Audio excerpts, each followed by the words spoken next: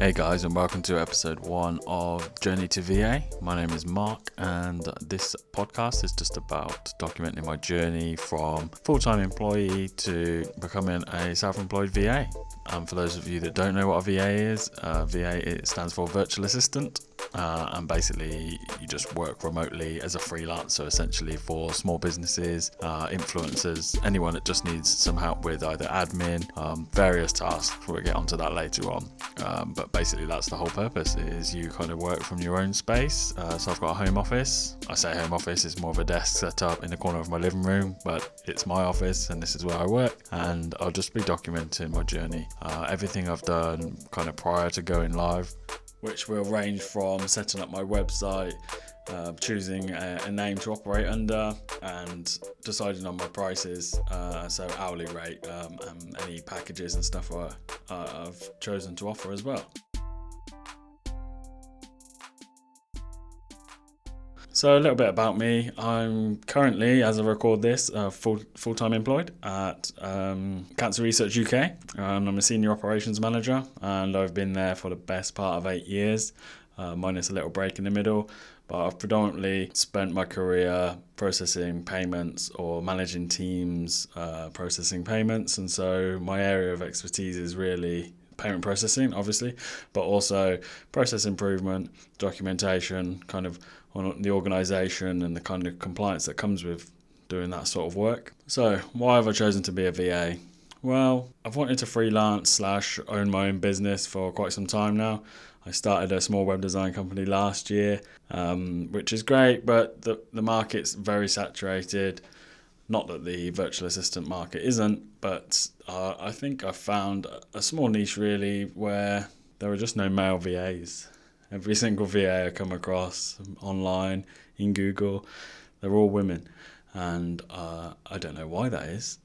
In fact, I do know what it is, because most people transition from executive assistant or PA to VA because it's a very similar skill set. So what I'm hoping to achieve is to actually change the virtual assistant market somewhat and just offer some services that they don't. So predominantly things around digital services, so social media, marketing, as well as content production and web design, website management.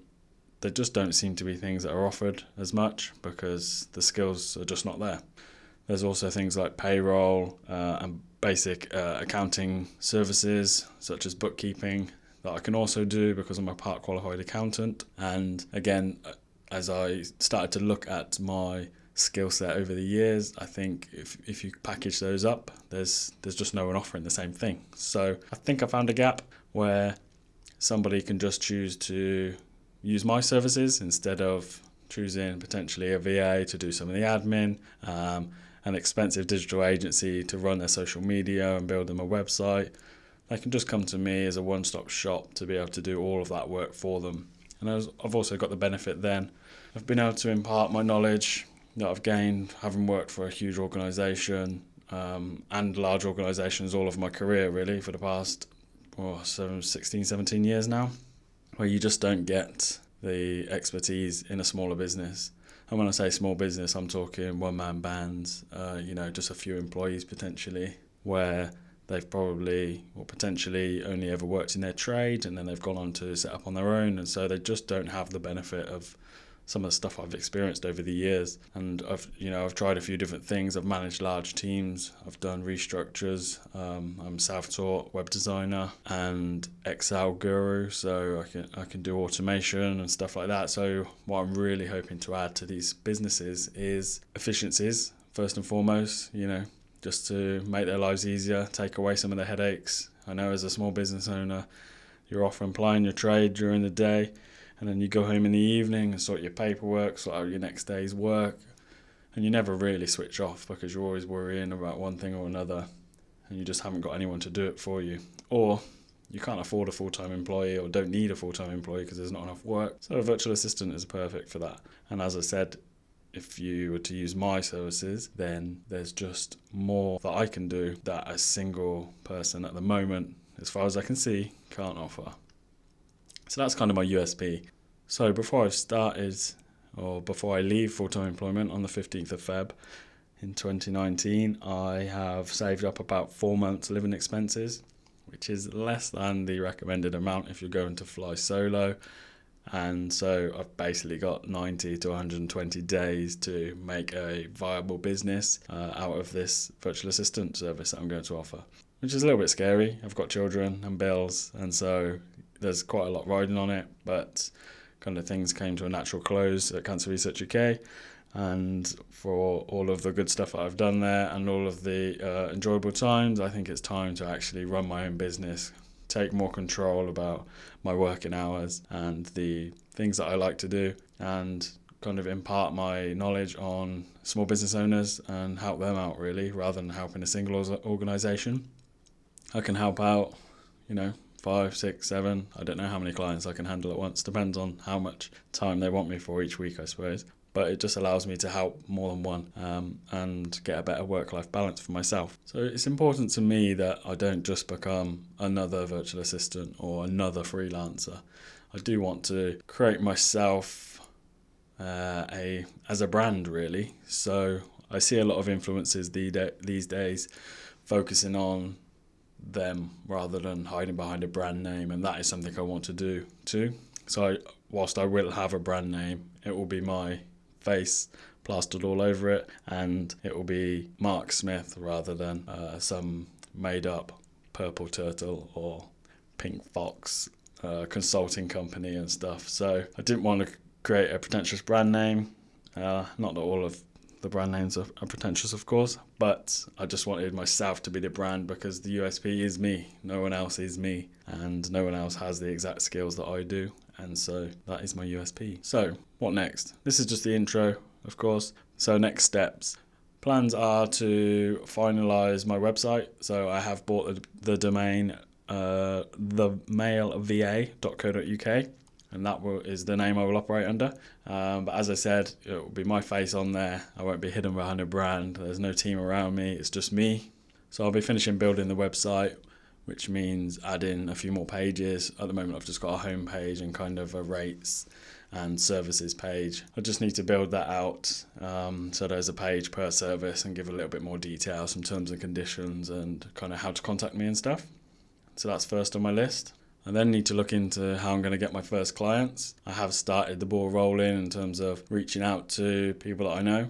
I know quite a few business owners, and so I'll put some things out on Facebook, a couple of posts just to say what I'm up to from February onwards and that I'm available full time, as in not just the evenings like when I was trying to run my website business. It's basically in the evenings, and that proved quite troublesome as soon as I took on more than one client at a time. So I'm hoping that by reaching out to friends and family, there will be, even if it's a few hours a week to begin with, some smaller contracts, get some clients in, see what sort of things I'm being asked for, and then kind of build packages around them, really, a bit of a test and learn approach. And then after that, it's just going to be more content. So this podcast is the very first episode, and I plan to release them weekly. And from the podcast content, there will be show notes, there will be a blog post, and then that will turn into a series of social media posts as well. So I'll be very present on LinkedIn, Twitter, Facebook, potentially Pinterest, depending on what topics I cover on the podcast. But basically the main content will come from the podcast, and I'll take it from there, really, and repurpose that into hopefully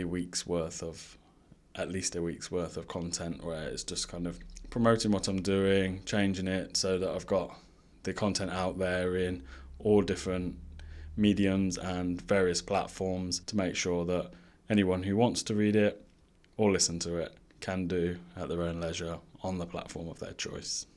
One other thing I've done actually in preparation for this is reached out to all the people I've worked with over the years, either in my current employment or previous employment, and asked them for a recommendation on LinkedIn.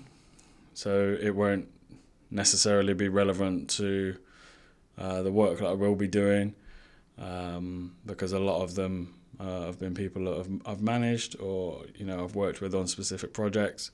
But what it will do is give me a bit of credibility if anyone looks at my LinkedIn profile about who is this guy, how is he trustworthy, what has he done before, etc.